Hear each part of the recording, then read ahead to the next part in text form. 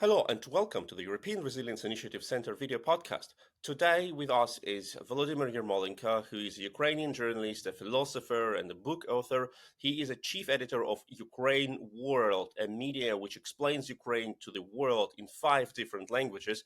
Highly recommended to subscribe to. And he is also a president of Ukraine's Pen Club. Welcome, Volodymyr. Hello, thank you for having me. Thank you that you have found your time for this conversation.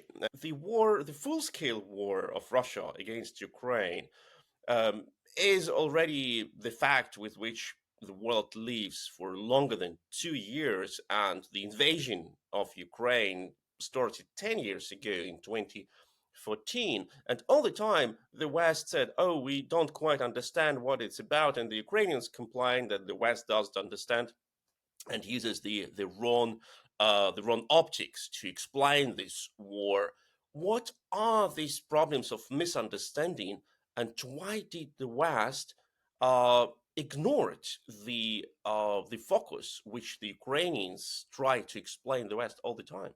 Well, I think it's a problem on both sides, and the problem is that in the mental map of let's say Western Europeans, everything which is now called Eastern Europe since the 18th and 19th century was considered to be Russia, and kind of a Western Europe is a prisoner of I would say this narrative that was brought by the Russian Empire since at least Catherine II, and maybe the whole 18th century, starting from the rule of Peter I and then Catherine II. There was a fascination with these leaders of the Russian Empire back then, by many major intellectual figures in the West, in particular France.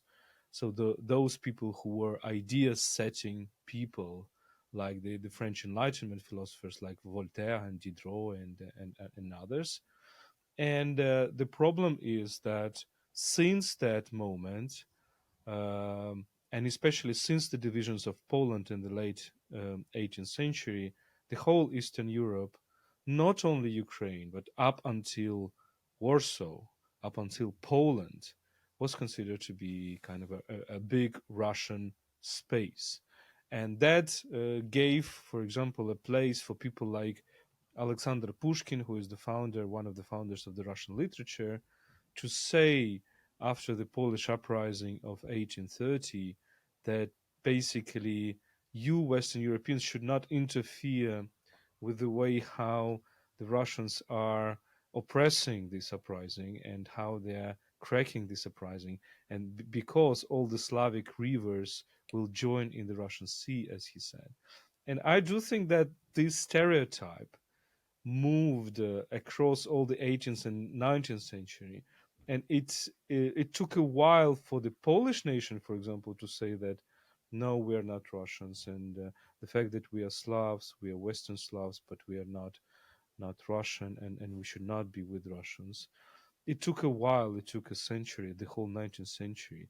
Now it's Ukrainians' turn, so it's also is going quite a long time to tell our story, to tell our history, and to say that look, this history, of course, it was linked to the Russian history in many different ways, in the same way as it was linked to Turkish history, to Crimean Tatar history, to Polish history, to German history, to Lithuanian history. But it doesn't mean that to Jewish history, but doesn't mean that that Ukraine is part of Russia. So we are actually working with the legacy of several centuries, starting at least from I think, from the defeat of the mm Swedish and Ukrainian forces near Poltava at the early 18th century, and therefore it will take a long time to unmake it. Yes, and that is what we observed all the time, even before the full-scale invasion. I worked in Kiev for 6 years between 2015 and 2021, and I remember that all the time when I came back to Germany, there were people who asked me, "Yeah, how is it going in Ukraine?" And then the question came, is this Ukrainian language, either any Ukrainian language, are the Ukrainians different from the Russians? Is it a country?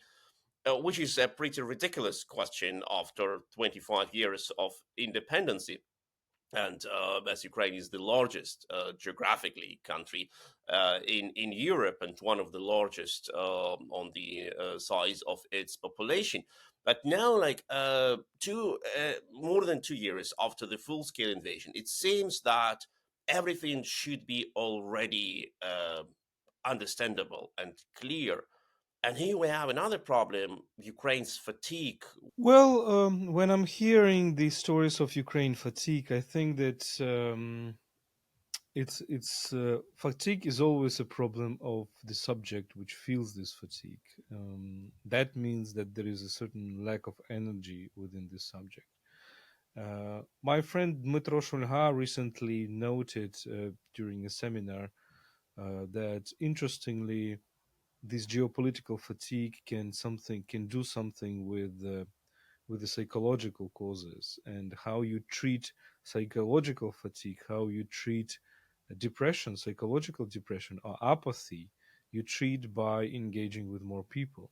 In geopolitics, it's the same. So how you treat fatigue, COVID fatigue, Ukraine fatigue, immigration fatigue, or whatever I call it. I hear this word coming in different contexts. You treat it through more engagement and more the sense of the mission. You only have fatigue when you kind of lack the sense of the mission. And I do think that in today's Europe, we see this lack of the sense of the mission. For example, certain lack of the sense what European Union is about, because the conception that European Union is about only four freedoms, is about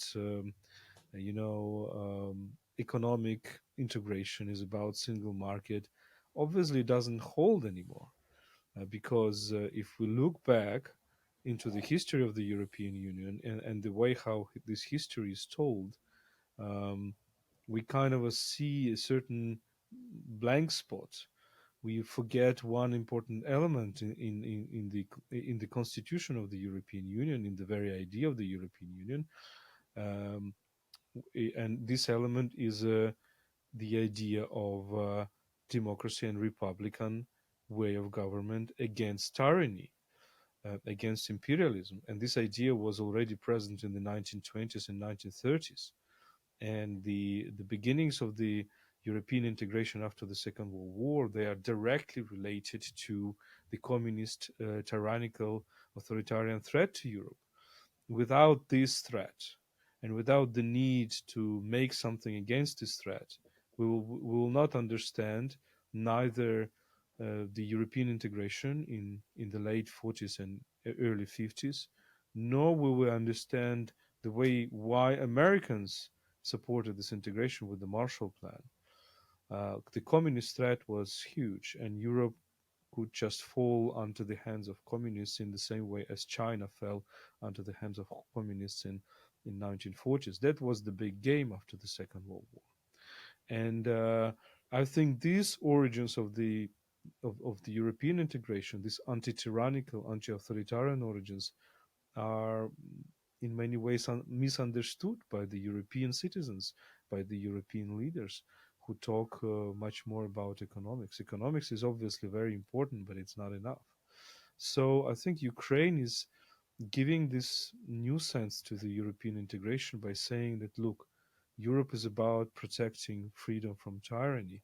Europe is about protecting the idea of the republic in which every one of us has a say, against the idea of empire in which only one person has a say.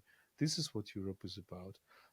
And I do think that the moment when Europeans understand it, I know it's difficult. I know that everybody tells me that the biggest thing which interests EU citizens is the cost of living problem. This is all very, very important. I don't want to undervalue it, but there is a big idea behind the European integration, and I do think that Ukrainians right now, the Ukrainian struggle is a struggle that brings this sense back to Europe. You have already mentioned this word empire several times, and for many Ukrainians, it was important to explain in the West that Ukraine was a colonized country, and the Ukrainians have been a colonized nation, and that opposes the concept in Europe, which sees that colonies can always be somewhere overseas. And there was a criticism from the European anti colonialists who said, oh, you cannot be colonized. You're white, and white people cannot colonize other white people.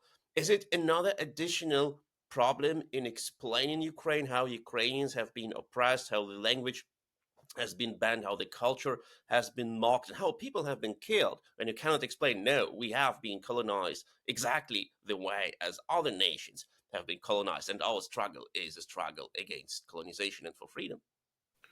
Yeah, obviously, I think if we understand colonization only in racial terms, this is promotion of racism, but in a different way, like saying that only white people can colonize non-white people. No, history tells us that the story is different. For example, Ukrainian history tells us that the problem of slavery for Ukrainians is not that, let's say, Christian enslave non-Christians. Is quite the opposite. The problem of slavery in the Ukrainian history, let's say, if we take 15th, 16th century, is mostly the problem of Muslims enslaving Christians, and one of the, for example, the biggest moments of the Ukrainian Cossack history is the moment when Hetman Petro Sagaidachny went with his Cossacks to Kaffa, to Crimea, and liberated lots of slaves that were on that one of the biggest slave markets. This is one element. Another element is obviously the question of serfdom, which is related to the Russian Empire, which is present until the mid 19th century.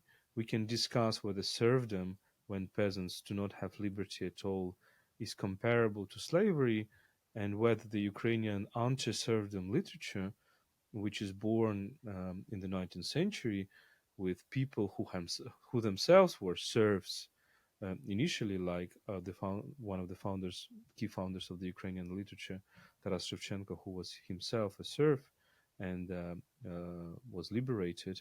Whether we can call this literature abolitionist literature in the same way, like we have abolitionist literature against the European imperialism and against racism and slavery in the United States. So there are many parallels. We can also uh, think about the 18th century, as I mentioned, and the 18th century, Peter the First and Catherine II is a remarkable story of the way how Russian Empire, which was founded by the Peter the First, moves into Europe. It continues to move into Asia, but it is also colonizing Europe, and this is what happened with. With Peter colonizing the Baltic region, and then Catherine colonizing the Black Sea region, and then uh, I already mentioned the divisions of Poland, which moved Russian Empire into the Central Europe. So this is the way, the story, how Eurasian Empire is becoming a European empire, is by colonizing Europe. So the movement is different. It's not the other way around, and this shows us how difficult the story of colonialism can be. Another point that I make all the time is that there is a certain difference between, let's say, continental empires and maritime empires. Is that maritime empires colonize the distant people, and therefore they are saying to the colonized people that you will never be the same as us. You will always be different than us, and your race is this marker of this difference. Um, while the continental empires, like the Russian Empire, like when the Russians are colonizing Ukrainians, their message is completely the opposite. Their message is that you will never be different than us. You are the same as us. So the instrument of colonization is not difference in hierarchy, but assimilation and sameness. And this can tell us the story why, for example, the Russian colonialism in Ukraine or in Belarus is so much linked to the story of the Russian language, to the story of, it's imperialism masked into the mask of nationalism. And therefore, the whole idea that there is a big Russian nation which encompasses three Eastern Slavic nations was so much important for the 19th century Russian ideology and is now very important for Putin and is one of the grounds, ideological grounds for this invasion. So there is so much work to do actually to understand, for example, Russian imperialism. And it is very important to do it because otherwise, not only we will not understand the past, but we will also not understand the future. There is a big importance to understand the new coming imperialisms, for example, the Chinese imperialism, which will be certainly be different than, let's say, European imperialisms. In some way different, in some way similar, and we need to have this capacity to understand it in order to oppose it, in order to have the tools to oppose it. Absolutely, and that is what you have already mentioned. This word empire and how Russian empire in its different forms, and including the current form of so-called Russian Federation, uses the language and culture in transforming and erasing nations which they colonize. And as you said, their message is not "you're different from us," but "you have never existed." Like there is no such thing as the Ukrainian nation. You will be Russians, you accept it or you die. But before we go deeper in this question of Russian colonization and colonialism, um, could you explain, is this attempt to demonstrate the complexity of the picture, does it run different with different nations? Your media works with English, German, French, other languages. Are the concepts of this greater cultural nation of Russia, which never colonized anyone, is it different in, let me say, in Berlin and in Paris? Well, mm, it's difficult to say.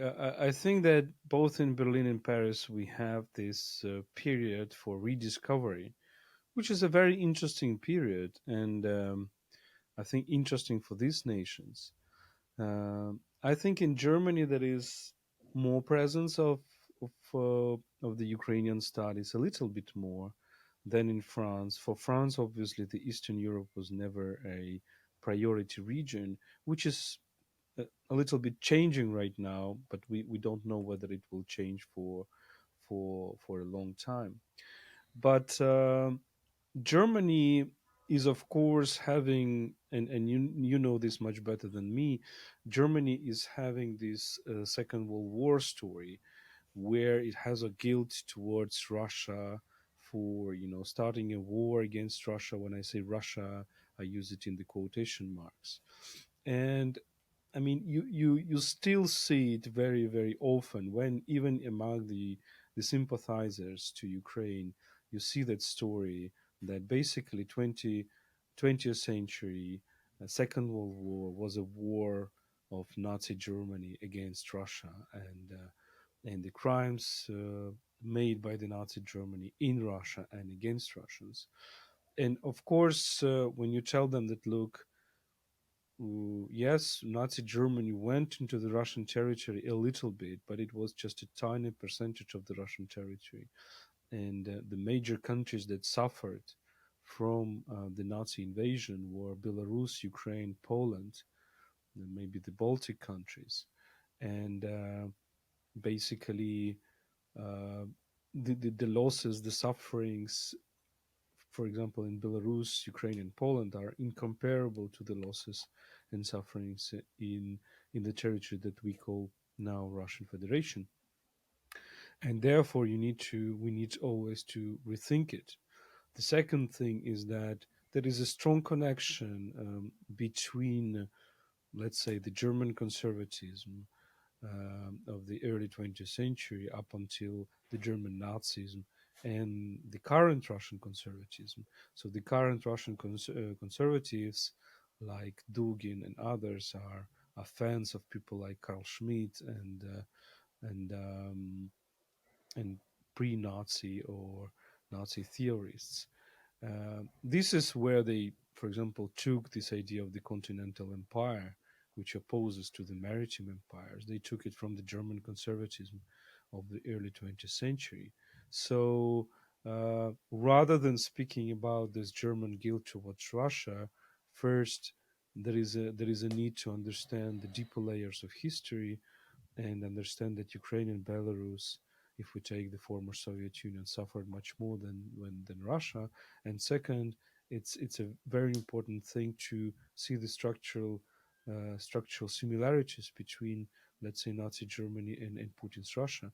The same idea of the wounded empire, the empire that wants to regain its territories, that empire that positions itself as primarily anti-Western, anti-Atlanticist, you name it. With France, I think that there is a certain, story. There is a certain tradition of fascination with the Russian culture, with big Russian literature, and I think this is related to the fact that, well, in France there is an always, like in Germany, also there is this tendency to look for alternatives, for its bourgeois culture of the 19th century primarily, and these alternatives has been sought in this criticism of the bourgeois culture, which was coming from many regions, but including from Russia, from both right and left, by the way, which is interesting. But the problem of this is that, as if you look on yourself, as if a French intellectual looks at himself or herself, thinking that Russia and Russian intellectuals or Russian culture or Russian writers are this point of criticism, the point of alternative look at yourself. But the problem is that Russia itself needs a critical look on itself, and Russia is not just providing a criticism of yourself. It's not just a tool that you can use against yourself. You should consider Russia as a certain reality which has lots of cruelty, violence inside it, and therefore, if we take this European position of criticizing ourselves, we should also apply it to the very Russian culture, and then you will understand lots of unpleasant things about the big Russian culture. Is that, for example, the way how people are fascinated with Dostoevsky, um, they tend to overlook the fact that basically the aesthetics of Dostoevsky is the aesthetics of the extremes, and the reality that he projects is the reality where the normal human relations just don't work, and uh, the problem is that this is the reality in which Dostoevsky lives himself. This is the reality of the Russian relations, Russian way of relations, which he describes. So rather than thinking of it as a point of criticism against Europe, we should consider it as a reality which is described right now, as a reality of cruelty, as a reality of certain extreme emotions and extreme acts. And therefore, I mean, many people, of course, are using this idea of Edward Said about Orientalism and how the West was looking on other cultures with his Orientalist eyes, forgetting that these Oriental, let's say, empires like Russia, or maybe Turkey, or maybe some others, they have their own vision of the West, which is also remarkably distorted. And I suggest that we start talking about Russian Occidentalism, the way how Russia portrays Europe. And it portrays Europe, and it's interesting that starting from the 19th century, the leitmotif of the Russian intellectuals portraying Europe, regardless of the fact whether are from the left or from the right, whether they are deep conservatives or they are Marxists and anarchists, the description of Europe is basically the same. That this is a mean, uh, bourgeois, materialistic, uninteresting, boring Europe that we need to overcome, either by going back very deep into the past or by making a cruel proletarian revolution. And I do think that we need to start having this very critical assessment of the Russian culture, of the Russian intellectual life, and see how it is connected with the way how Russia portrays itself now. And that is what you mentioned in Dostoevsky, for example, when you see in the Karamazov brothers the story of the Great Inquisitor, which is practically a model which Dostoevsky has developed to demonstrate how rotten and cruel is the West. For Dostoevsky, it was important to demonstrate how rotten and disgusting is the West and how brilliant is Russia. We're talking to Volodymyr Yermolenko, and Volodymyr Yermolenko is a Ukrainian journalist, philosopher, and books author. He is a chief editor at Ukraine World, a media which explains Ukraine to the world in 5 different languages, and he is a president of Ukraine's Pen Club. We have already spoken about the problem of Russia's imperialism and how Russia imposes its language and its culture on the colonized nations.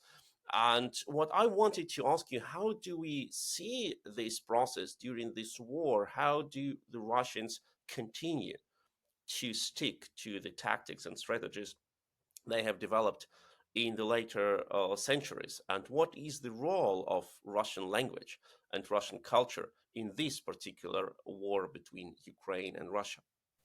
Well, first, I would like to say that we are really at the very important point of the world history, and therefore I am opposing so much against calling this war a Ukraine war, Ukraine's war, Ukrainian war. Um this is much more than that, because this is the war for the future of the world.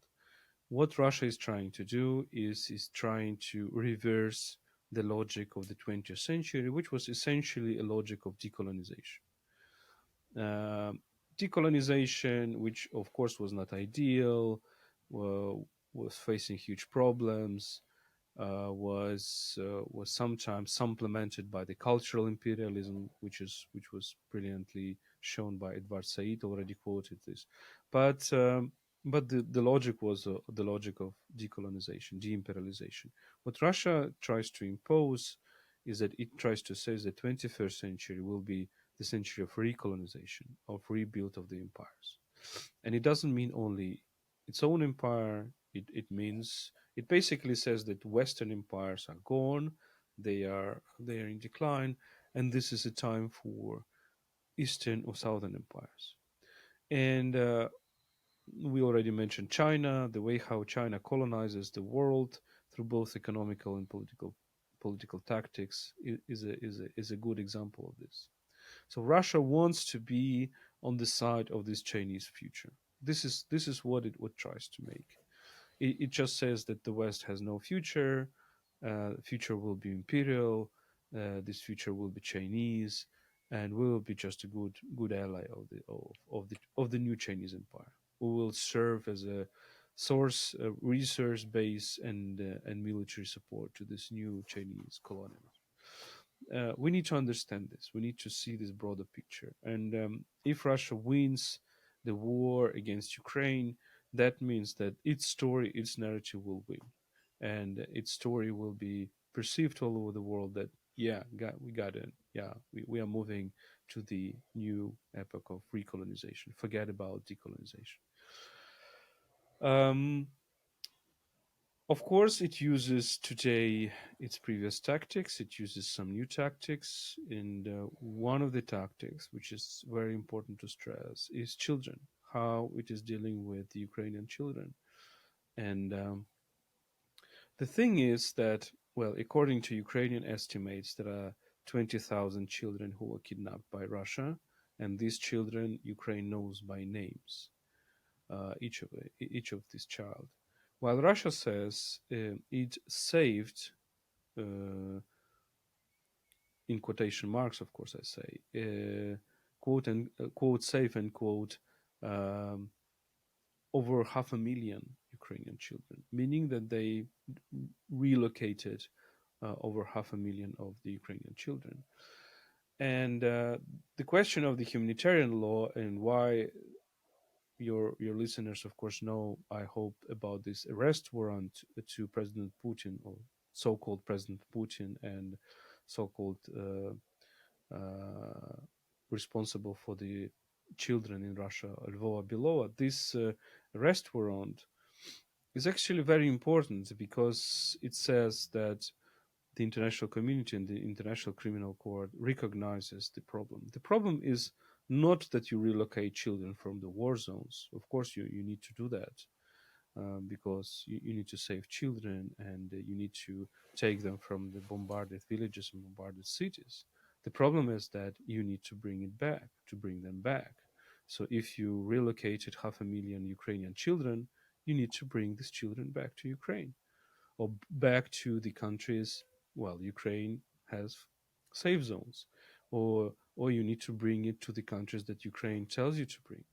And this is what Russia is not doing. It's just relocating it to Russia and then re-educating them, and then starting from the very young age, re-educating it in the Russian language, in the Russian culture, and reprogramming them into Russians. And this is this logic of assimilation that I'm stressing, because physically you will not most probably differentiate between a Ukrainian child and a Russian child, as you will not probably differentiate between Ukrainian child and a Polish child, maybe even Ukrainian child and a German child. Well, these are sometimes very difficult to differentiate, and then you just reprogram this child into the Russian culture, into the Russian language. This is what would have been done by the Russians, of course, since very early imperial times, since the 17th, 18th, 19th century, during the Soviet Union, and this is what is going now. So basically, it's also genocide, but through assimilation, when you just exterminate a certain identity, and to do that, you don't need to kill all the people. This is very important thing to understand. You don't need to kill physically these people. You just need to re-educate them, reprogram them, uh, preferably through the very early age. The second element is, of course, the destruction of the Ukrainian culture and destruction of libraries. We are talking about 500, 600 of destroyed libraries. We are talking about kidnapped museums. I myself were in the museums, was in museums in Kherson, which were just looted. And we are talking about hundreds of thousands of objects, which were just, in several days stolen, put on the trucks, and moved to the occupied territories. To say why? To say that Ukraine doesn't have history. Ukraine doesn't have, archaeology. There was nothing here. The story that there was nothing here, that there is no prehistory of these places, that all the history of these places were started with the Russian occupation, let's say in the 18th century. This is one of the stories that Russians are trying to convey. And that is exactly what they're doing when they even like store the history of cities from the imperial times, when Catherine II or another Russian emperor or empress just renamed the city. They call it founded. And that is what they do, as you said, with the cultural objects, removing them from Ukraine to Russia, or removing kids, which is, according to the international law, a crime of genocide, is one of components of genocide, forcible removement of children from one ethnic group to another.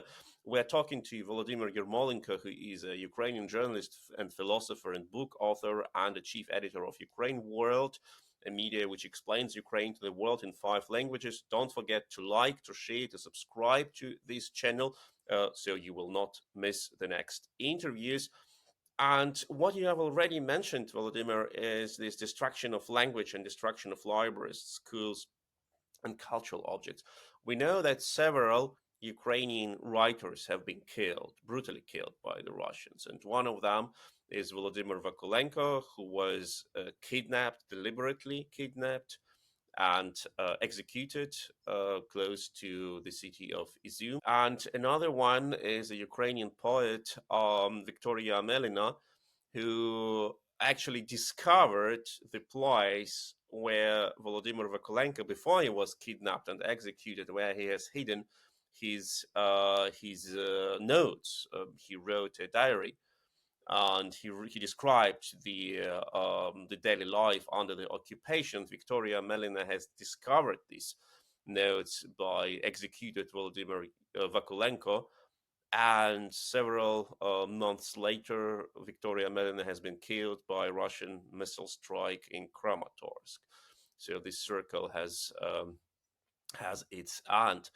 How is this to explain and to understand? Is it like some continuation of the same policy of the Russians when they arrested, imprisoned, and finally killed Vasil Stus, a Ukrainian poet, and before going to the so-called executed Renaissance and mass murder of Ukrainian artists and intellectuals in 1930s?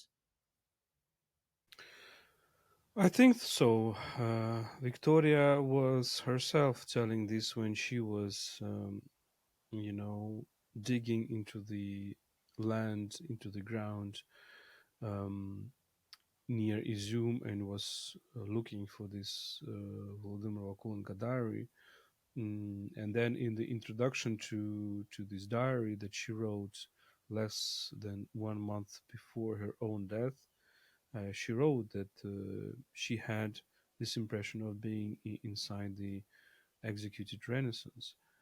But we need to understand that the concept of executed Renaissance was about Ukrainian authors who were killed in the 1930s, uh, hundreds of them, and this is of course the period of the Stalinist terror, which, by the way, the Western Europe knows about the terror of 1937, 1938. What it doesn't know is that Ukraine was facing this terror much earlier, since the early 30s. And the first big trial against Ukrainian writers and scientists were in 1930 in Kharkiv, the so-called trial against the Union for Liberation of Ukraine. And then we can even go back in history and say that during the Bolshevik occupation of Kiev in the 1918, uh, people were brutally killed, and several of them were artists, like Leontovich, who a famous composer, like several others, painters and writers. And you know, the story you mentioned, Vasil Stus, who was imprisoned in 1970s and then put into labor camps, and then he was a an incredibly great poet, one of the biggest in the 20th century, but also incredible translator, and mostly from the German. And his translations were just kidnapped again, confiscated, and we don't know about the destiny of many translations. And indeed, there is a big suspicion that he was killed in the camp, or when already perestroika began in 1985, which means that the repression regime continued.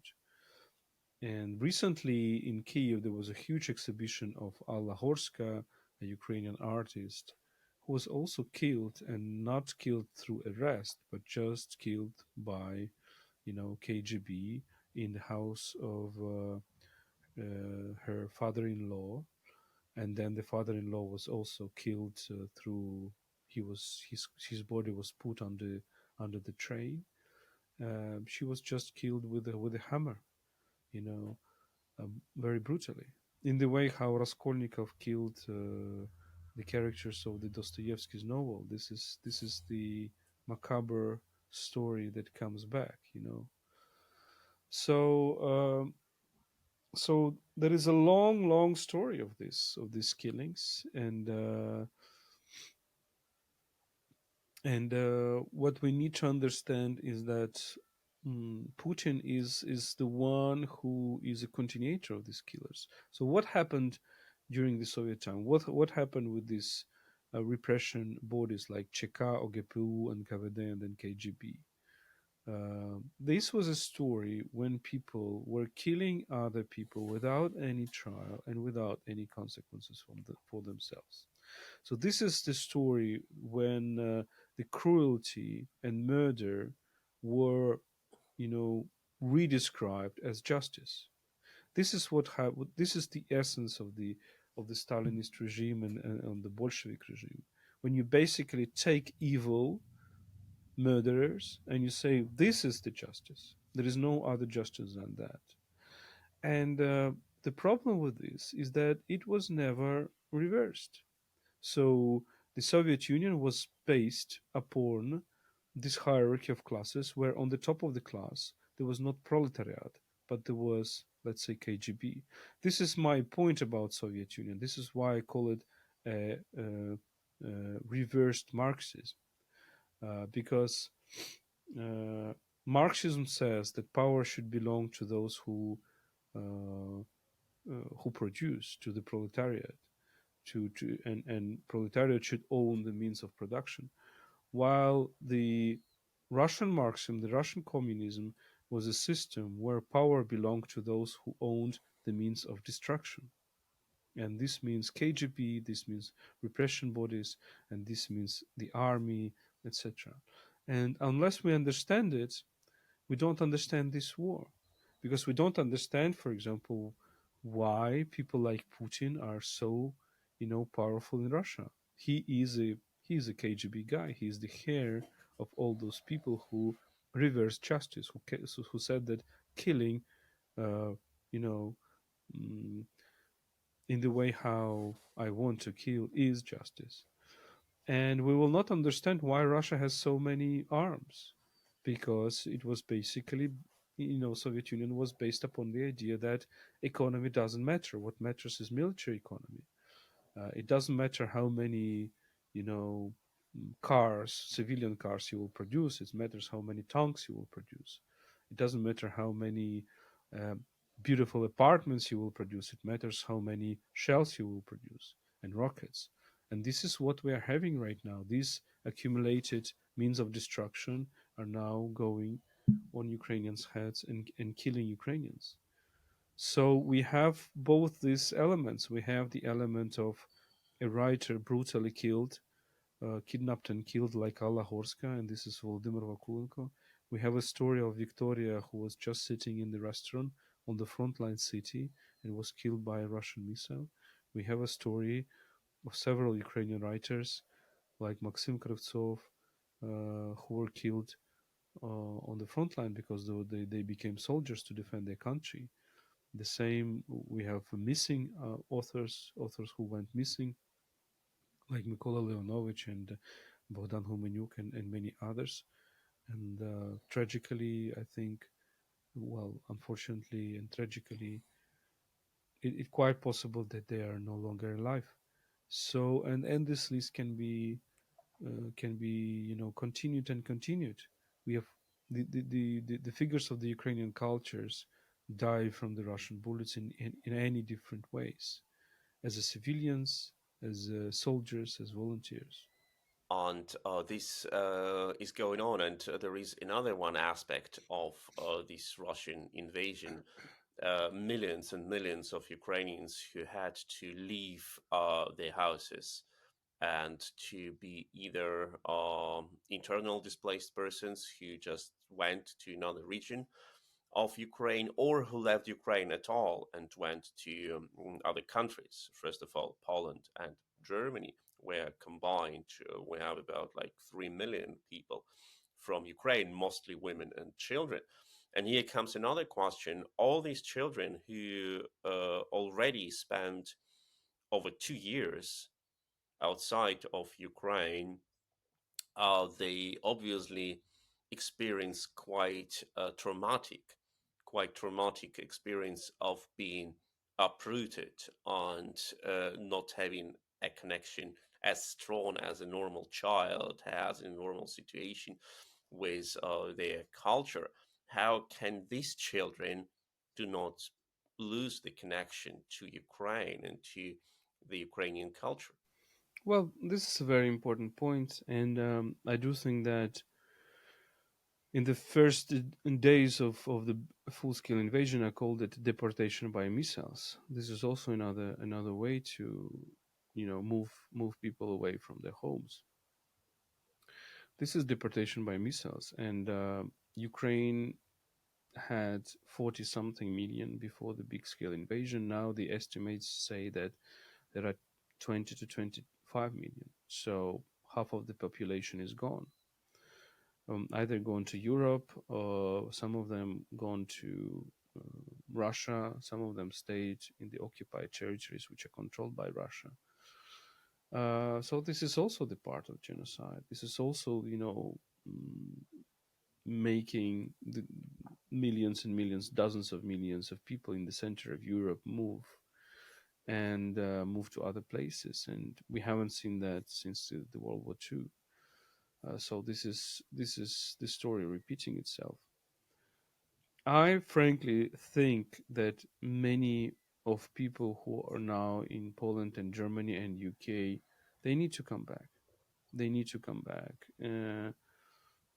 You know, if they have somewhere to come back, if they have a place to come back. Many people are coming back, some others don't, and I really much feel that the presence of primarily the presence of children who are going into the foreign schools and starting to be part of the host country.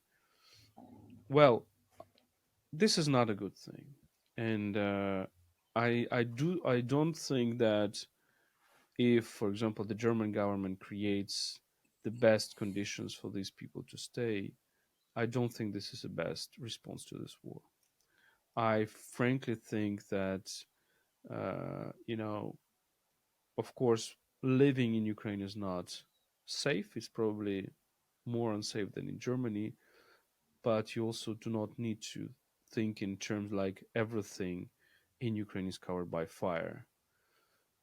People live in cities, people continue their lives, people continue to, give birth to babies, people continue to go to schools. I myself live in Ukraine. I have 3 children. I haven't left my country.